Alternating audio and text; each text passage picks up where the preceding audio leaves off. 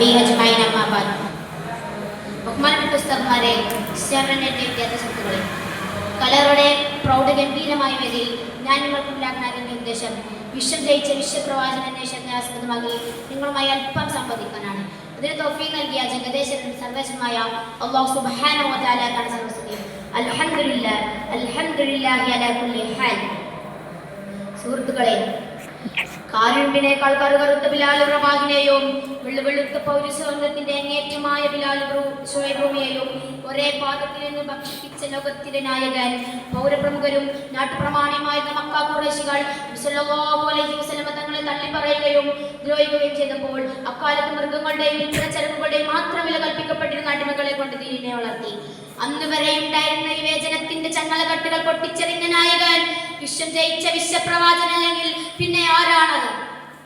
പ്രിയമുള്ളവരെ, പിറന്നയുടൻ പെണ്ണിന് മണ്ണി വിരിച്ച സ്ത്രീയെ ഭോഗവസ്തുവായി മാത്രം കണ്ട അത്തമരും അന്ധന്മാരും ജീവിച്ച അന്ധകാരയുഗത്തിലാണ് അന്ത്യപ്രവാചക പ്രഭു ഉദയം കൊള്ളുന്നത്. കുഞ്ഞു പെണ്ണായാൽ ദേശം കൊണ്ട് അവളുടെ മുഖം കറുക്കുമെന്നായിരുന്നു ഖുർആൻ അടിവരയിട്ടത്. ഇസ്ലാം കുൽക്കിയ ശേഷം 5 പെൺതരികൾ ജീവനോടെ കുഴിച്ചുകൂടിയ കഥ സ്വഹാബി വര്യൻ ദിഹിയത്തുൽ കൽബി തങ്ങൾ പറഞ്ഞപ്പോൾ സല്ലല്ലാഹു അലൈഹി വസല്ലം തങ്ങളുടെ കൺതടങ്ങൾ നിറഞ്ഞൊലിക്കുന്നുണ്ടായിരുന്നു. പ്രിയമുള്ളവരെ, വിമർശകരുടെ ആരോപണങ്ങൾ അവിടെ നിന്ന് നേരിട്ടത് വാളുകൊണ്ടല്ല, മറിച്ച് ഉത്കൃഷ്ടവും വരിഷ്ഠവുമായ സ്വഭാവം കൊണ്ടാണ്. താങ്കൾ വിശിഷ്ട സ്വഭാവത്തിനുടമയാണ്. അവിടുത്തെ സഹന സാമീപ്യം കണ്ട് അവിടുത്തെ സ്നേഹവായ്പ കാരണം എത്ര പേരാണ് ഇസ്ലാം നൽകിയത്. തങ്ങൾ യാത്ര ചെയ്യുന്ന വഴിയിൽ മാലിന്യമാക്കുന്ന ഒരു ജൂത സ്ത്രീ ഉണ്ടായിരുന്നു. ഒരു ദിവസം ഈ പതിവ് ആവർത്തിക്കോതന്നപ്പോൾ തങ്ങൾ ആ സ്ത്രീയെ അന്വേഷിച്ചു. രോഗാവസ്ഥയാണെന്ന് അറിഞ്ഞപ്പോൾ സന്ദർശിച്ചു. രോഗശമനത്തിനായി പ്രാർത്ഥിച്ചു. ആ സ്ത്രീ അത്ഭുതപ്പെട്ടു. ഇദ്ദേഹത്തെയാണ് ഞാൻ ഇത്ര നാൾ ബുദ്ധിമുട്ടിപ്പിച്ചത്. ആ സ്നേഹമായത് കണ്ട് ആ സ്ത്രീ ഉടനടി ഇസ്ലാം നൽകി. ഇങ്ങനെ എത്ര മകുടോദാഹരണങ്ങൾ. പിന്നെ ഇങ്ങനെ പ്രവാചകനോളം ഈ പ്രബോധന വേദിയിൽ കല്ലുകളും മുള്ളുകളും കനൽച്ചീളുകളും ഒന്നൊന്നായി പതിച്ചപ്പോൾ അവിടുന്ന് സഹിച്ച സൈന്യത്തിന്റെ പ്രതിഫലങ്ങളാണ് അന്നും ഇന്നും എന്നും ഇസ്ലാമിന്റെ വിജയരഹസ്യം.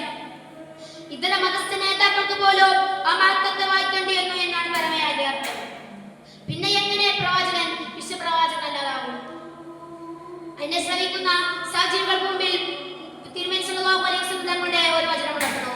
അവിടെ നിന്ന് പറയുന്നുണ്ട്, ഒരാൾ അവിശ്വാസിയുടെ ക്ലേശം ദുഃഖീകരിച്ചാൽ അള്ളാഹുവിന്റെ ക്ലേശം ദുഃഖീകരിച്ചു.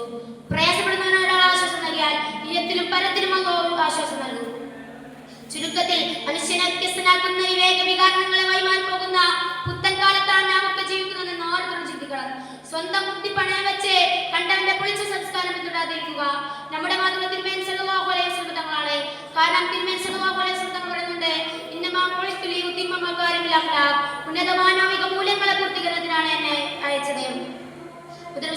തങ്ങളുടെ മാതൃക വിട്ടുപോയിട്ട് ജീവിക്കാൻ അത് നമുക്ക് തൗഫീഖ് നൽകട്ടെ എന്ന് പ്രാർത്ഥിച്ചുകൊണ്ട് എന്റെ പ്രസംഗം ഉപസംഹരിക്കുന്നു. അസ്സലാമു അലൈക്കും.